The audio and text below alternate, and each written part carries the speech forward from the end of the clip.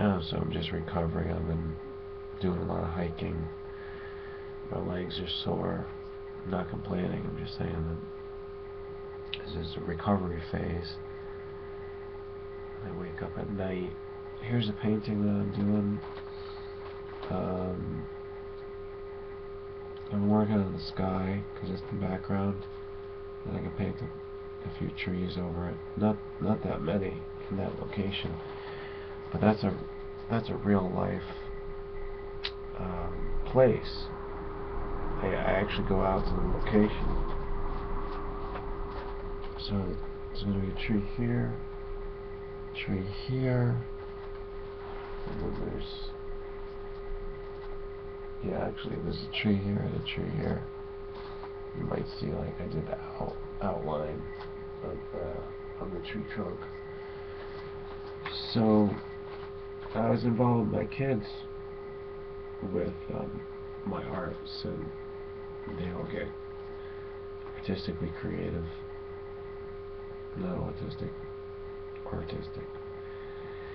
And for example, with this painting, we have to go out there and I do a study and I look at the different kinds of lighting for that angle, that viewpoint. So I like this one at closer to sunset.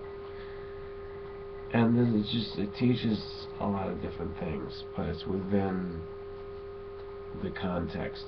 It's grounded in reality. So this is what's strange about school, because it's not grounded in anything except coming to the classroom. That's what it's grounded in. So it's supposed to be this dedicated environment for learning, which is all fine and everything, so that it could possibly make a focus. But you see, the thing is with life is you want to be able to learn wherever you go. So you want to create like a bubble of learning where learning can take place, and that bubble can be anywhere. And the main place it starts is at home. So that's the whole purpose of homeschooling. That you can learn right there. You know, of course, you don't want to just be laying on the floor or on the toilet or something. You want to have like a desk. You know, things like that. But it's not just about like physically where you do your learning. You can take it out on field trips like this, and you can get practical.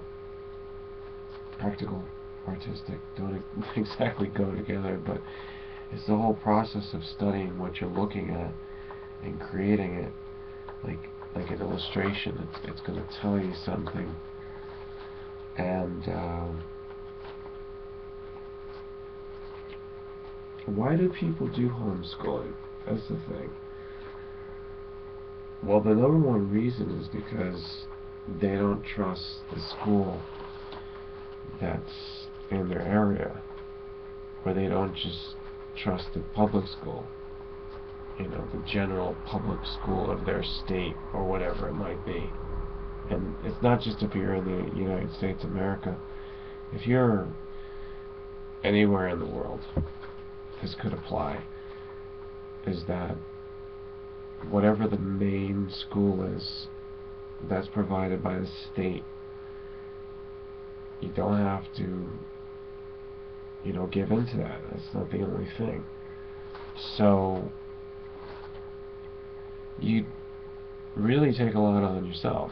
It doesn't make life easier. The number two reason is you just love your kids and you want to stay together and you want it to be tribal. So it's like being in the village type of idea again, going back to the ancient roots. I guess, you know, that's a really big thing if you can involve community or extended family.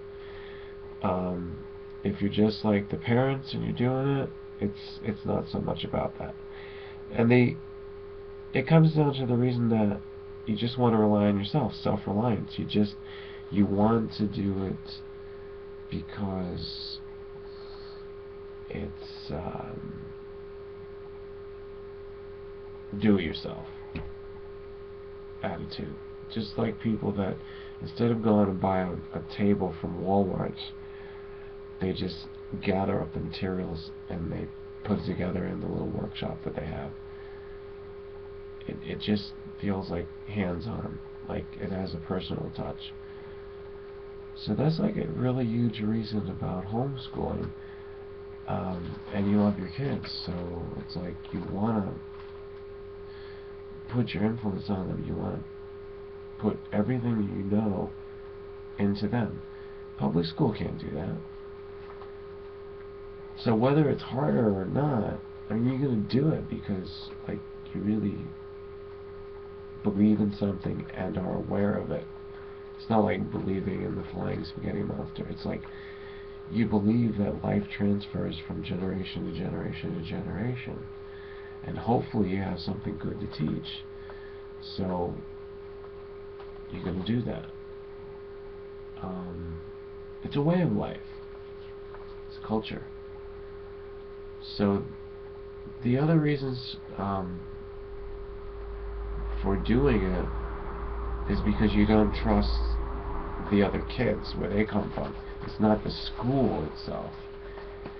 It's like, oh, these parents on the other side of town or whatever, and you know, or all of them in general are just influenced by TV, radio, rap music, drugs, money, sex, violence, all those terrible things that you can't handle until you're an adult. So we don't want our kids exposed to other people's kids that are just like all mixed up in that. They don't have any morality. They don't have any boundaries to that. So we're concerned about that exposure. We don't do it. So that's like another huge reason. But here's where I'm going to turn the thing around to the opposite. The pros and cons. What is this lacking when you do homeschooling? What is it? Well, socializing. So, you know, you want your kids to be social a little bit, you know? So then you start to think, well, they got brothers and sisters. That's good. But what if the kid's alone so far? You don't know if you're gonna have kids, and it's not sure. It's up to you know, destiny. You know, but here's the kid getting like isolated. Wow, how can you deal with that?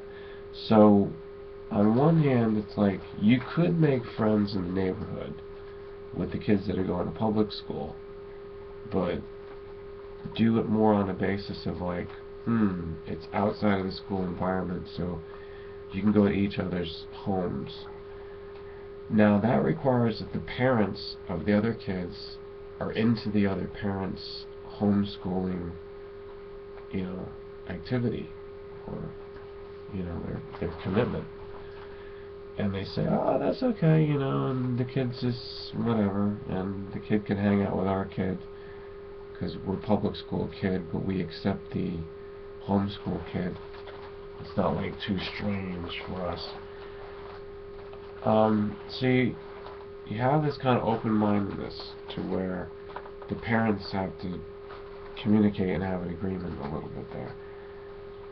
But, you know, on the other hand,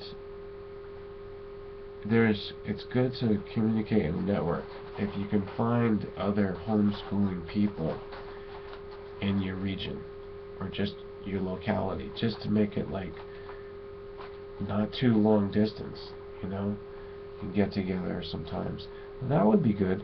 Now that's getting closer to being a private school, because the more activities you're going to do with other homeschoolers, it becomes a home school kind of without the building, without the brick and mortar. So you just do it wherever you meet, You go to your desk, you go to their desk, you know, however that schedule is going to be.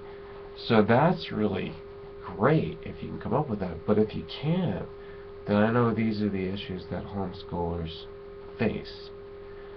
I would just say it's a lot of work, a lot of effort, and by all means do it. Because you only live life once. Really do something with it. I think that just going to public school is not taking life by the horns, taking the bull by the horns. It's not. My parents sent me to public school, and while I have a lot of things that I can thank, reading, writing, and arithmetic, you know, like basic stuff, that's come into use over the years, my adulthood. But then there's a lot of the stuff where I suffered, you know, and I'm still healing from that.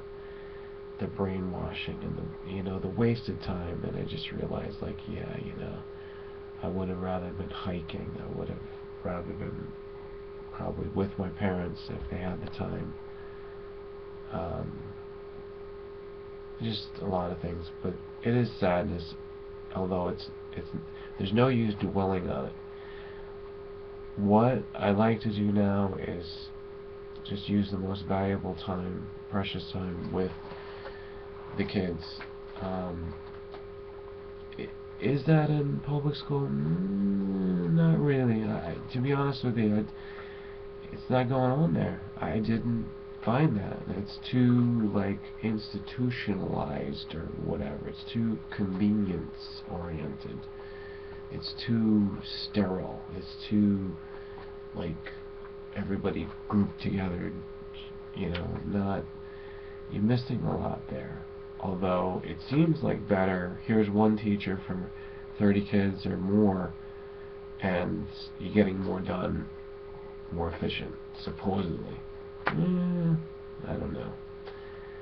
So we choose homeschooling.